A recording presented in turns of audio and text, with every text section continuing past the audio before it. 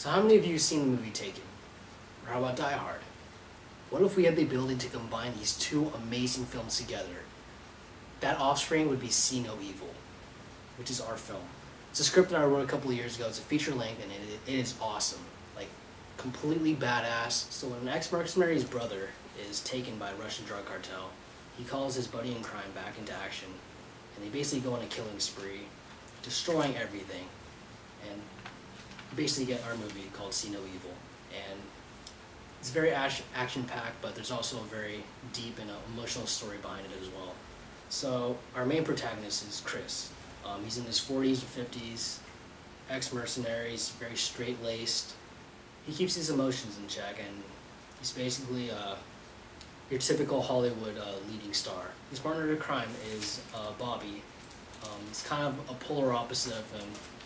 He's a playboy, he acts as a comic relief in the film, and he's basically a smartass. He pokes fun at certain events, and basically very lighthearted.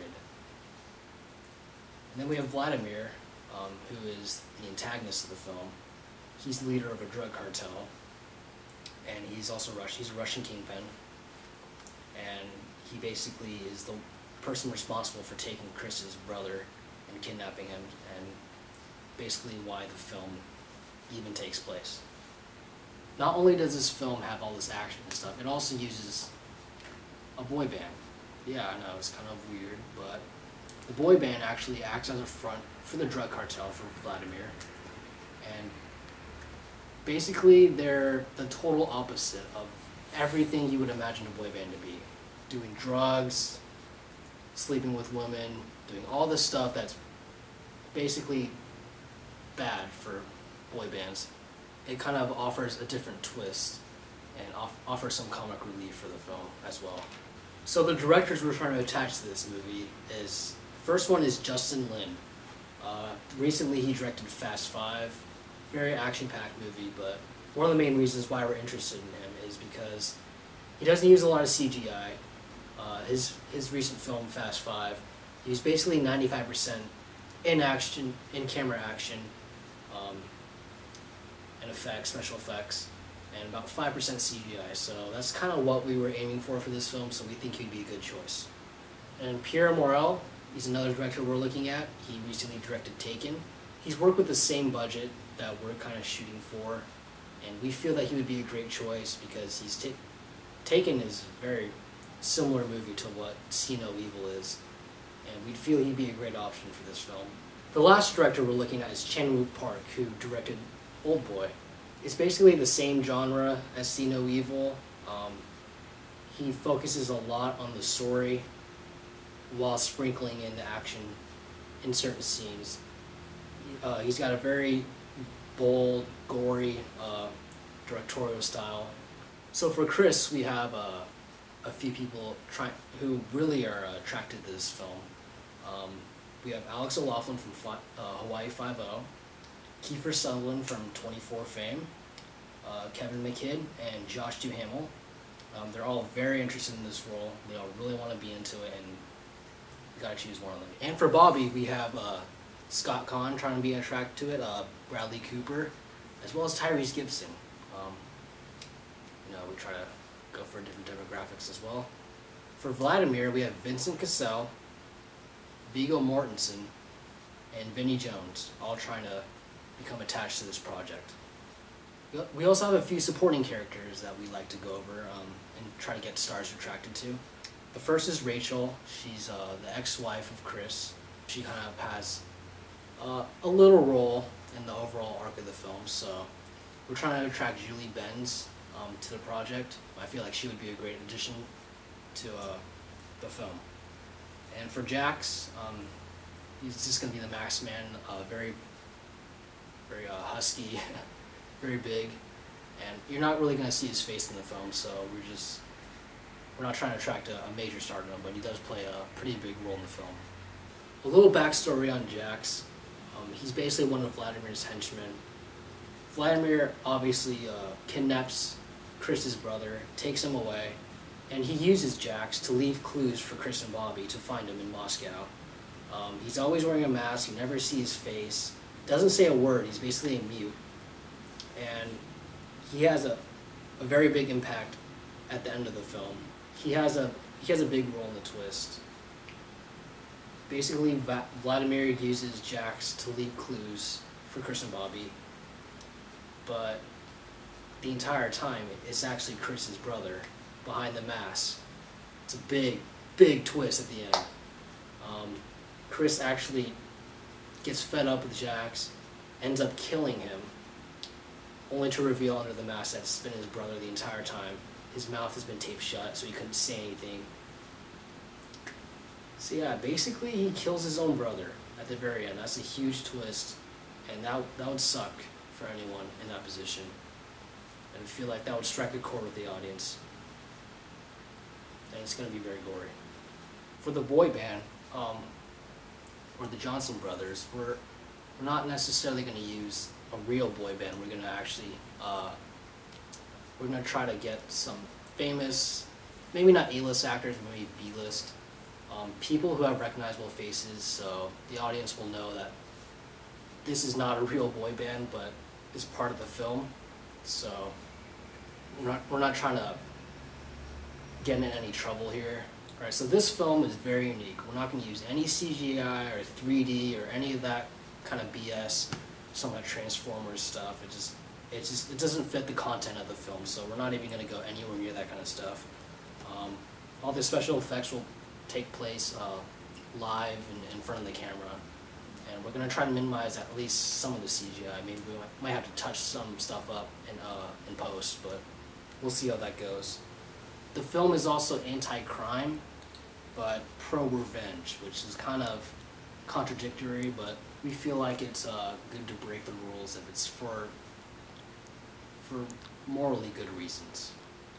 Also, family over laws. It's kind of a big theme in our film.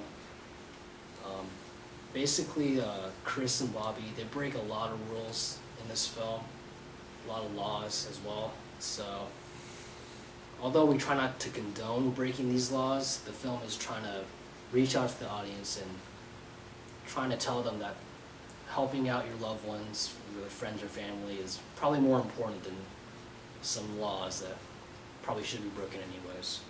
Also, another unique aspect of this film is that the story is probably bigger than the spectacle, which means that there's more substance in the dialogue and how people interact with each other.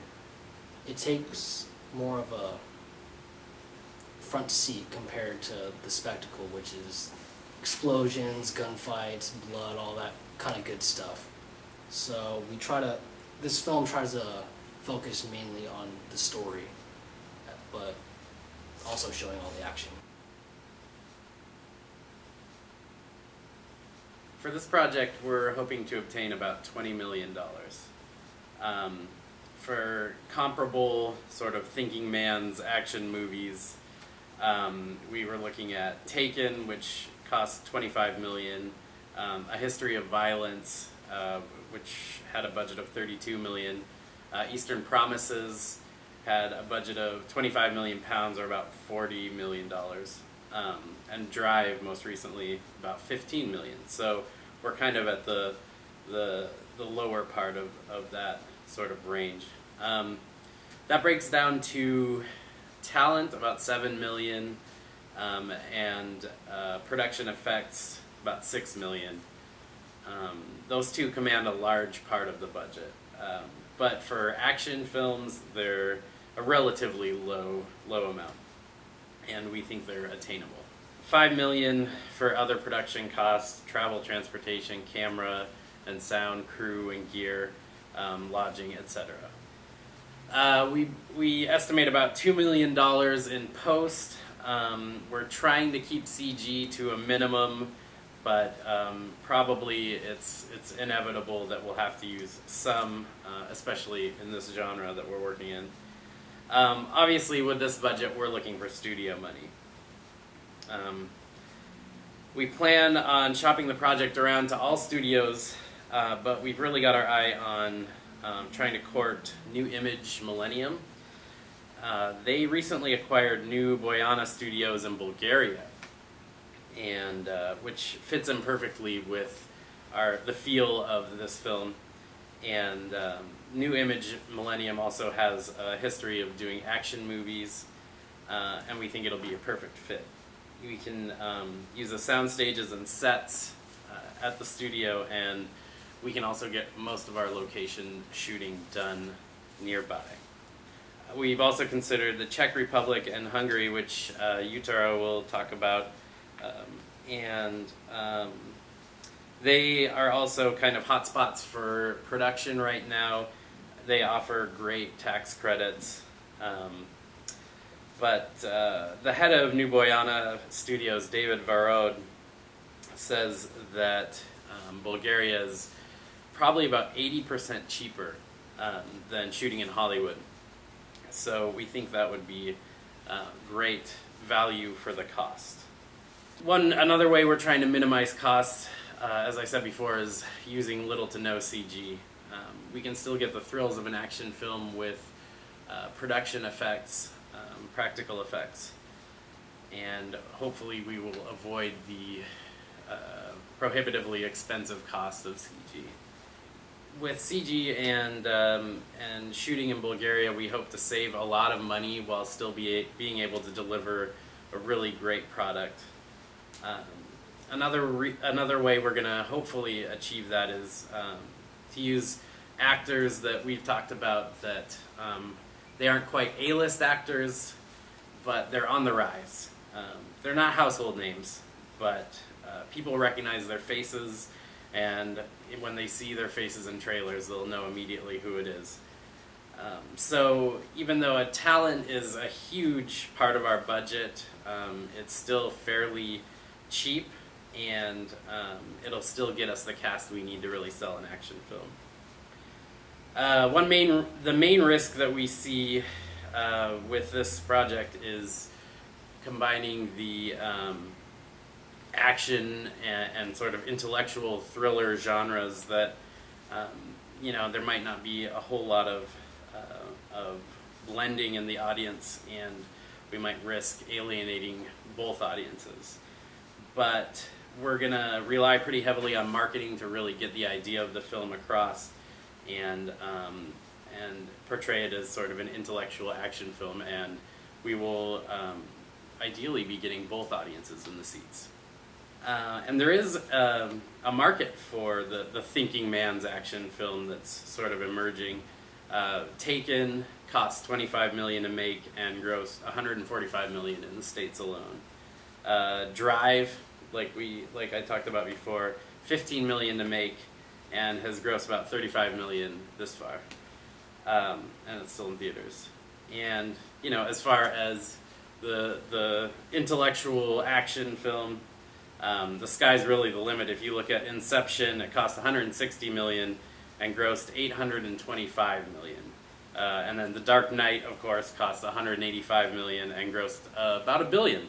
So the more money we get, maybe the more money we can make.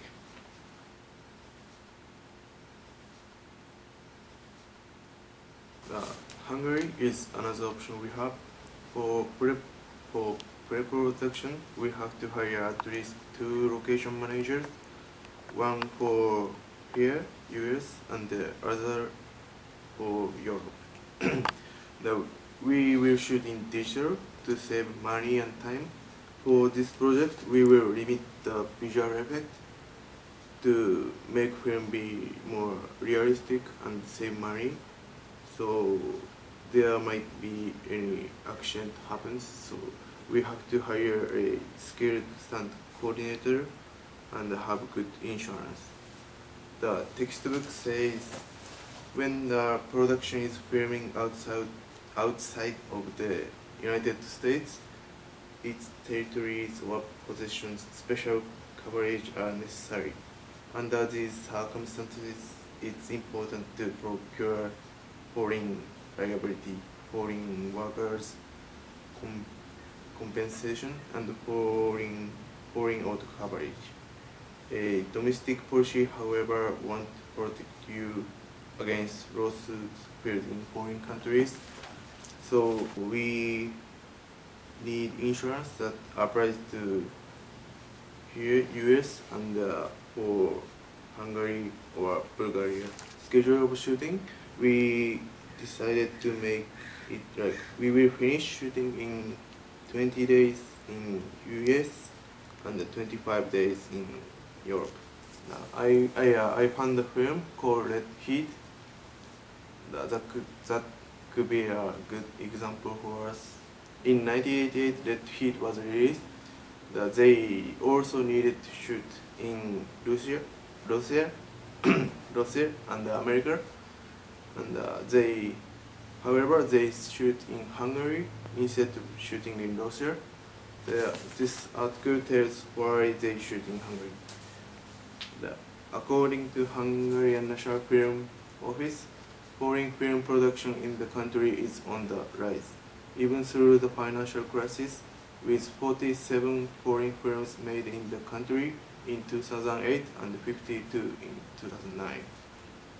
The reason because why does Hollywood suddenly find Hungary so attractive? Gabriel Berger, CEO of the Origo Film Group, says the reasons range from low labor cost to the capital's Cameron-like architecture, which allows it to pass for cities such as Paris, London, Rome, Berlin, and occasionally even New York City. The main reason filmmakers from all over the world are shooting in Hungary, Berger says, the new tax incentive program that allows producers to save as much as 20% on local costs. The Hungary is now popular for foreign film productions. We could disguise the capital as any way we want. So therefore, shooting in Hungary is good option for cost saving, and they have beautiful location to shoot. This is our production strategy.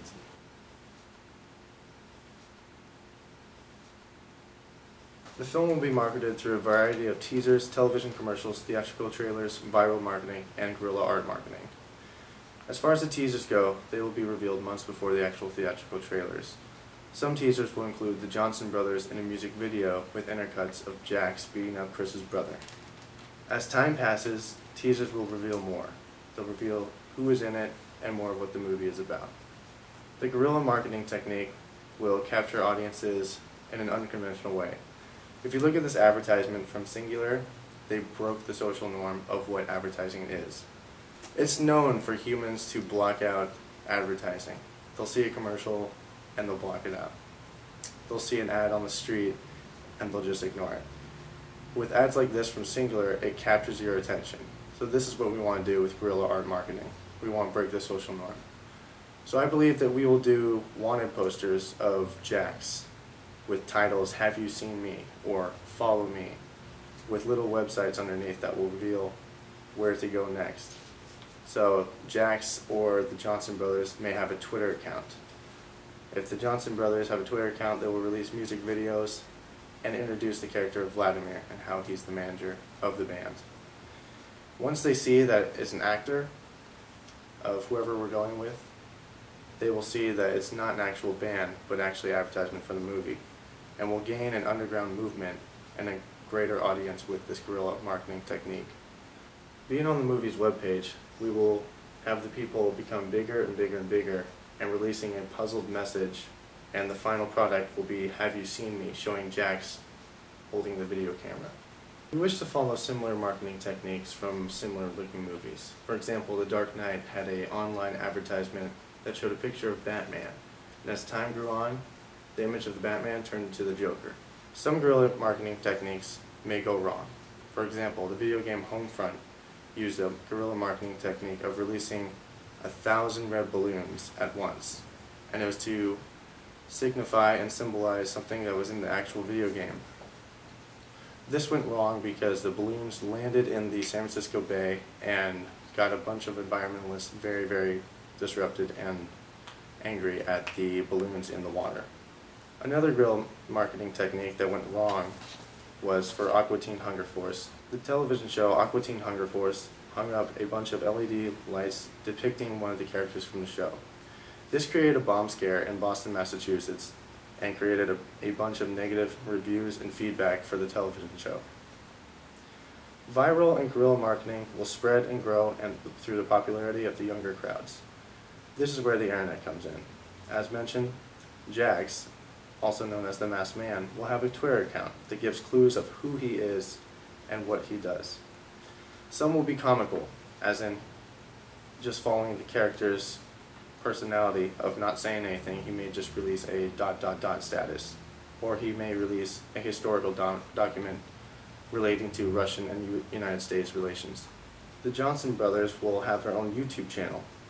It will be comical by the context of where they're singing, and you will be able to tell that it's not an actual band, but an advertisement for this movie. They will reveal more clues about what the movie is about. Theatrical trailers will give away most content of what the film is about. After all the teasers, the viral and guerrilla marketing, it will showcase that it is an action movie, but we'll be careful to sell it not as a generic action movie, because it's not. The movie will be poetic. It will be a movie that you won't forget. It will blow your mind. As time passes, you will only think about it more. It's a combination of the artistic side and the business side of film. The movie Drive was a very artistic and cinematic film. With the theatrical trailer, it was sold as an artistic film. With the television commercials, though, it looked as a generic action film. So we want to be very careful not to confuse the two aspects of this film. We want to sell it equally, 50-50 on both sides. Make it look artistic, but also make it look like a kick-ass action film. It will be tricky with commercials and television spots, as those are shorter time periods of advertising the movie. So we will be careful to make sure that's artistic and action equally without selling or underselling or overselling the movie. The film will be a wide release. It will be nationwide first and then worldwide. All of the hype with the underground marketing and mainstream marketing can only call for a huge release on the same opening weekend. 2,500 theaters will host this film opening weekend. The Bourne Identity, which has a similar tone and similar feel to our film, opened in 2,638 theaters. We feel that it will be a respectable number of theaters to release it in. Targeted audience are anyone who are intrigued by guerrilla marketing. Our unconventional marketing techniques will definitely draw in a younger crowd, predominantly males 18 to 35. The theatrical trailers will hopefully attract an older crowd, showcasing the excellent cinematic qualities of the film. The attractive leading men will attract the female audience ranging from 18 to 50 years old. The film in a worldwide release will be in all the major metropolitan areas around the world. Any countries where film is a big business and contains a large amount of movie theaters along with moviegoers, the film will be shown. We will not show our film in any festivals. Although it is artistic, the marketing will call for a huge wide release.